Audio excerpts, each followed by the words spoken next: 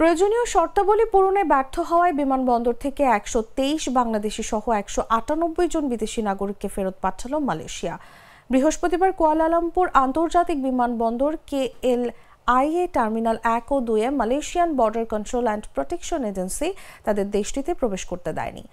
মালয়েশিয়ার সীমান্ত নিয়ন্ত্রণ ও সুরক্ষা সংস্থা AKPS এর মহাপরিচালক দাতুক সেরি মোহাম্মদ সুহাইলি মোহাম্মদ জিন জানিয়েছেন, যাদের প্রবেশে বাধা দেওয়া হয়েছে তাদের নট টু ল্যান্ড পদ্ধতির অধীনে বহিষ্কার করা হবে। বিমান সংস্থাগুলো তাদের নিজ দেশে ফিরিয়ে নেওয়ার দায়িত্বে থাকবে। শুক্রবার দেশটির রাষ্ট্রীয় সংবাদ সংস্থা বার্নামার এক প্রতিবেদনে বলা হয়, বৃহস্পতিবার টার্মিনাল ১ থেকে ১২৮ জনকে আটক করা হয়। তাদের মধ্যে ১২৩ জন বাংলাদেশি, ২ জন পাকিস্তানি, ২ জন ইন্দোনেশিয়ান এবং ১ জন সিরিয়ান রয়েছেন।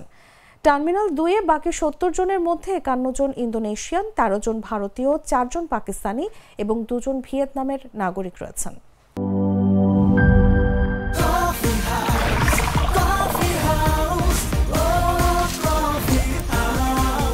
কফি হাউস, প্রতি চুমুকে আড্ডা জমে।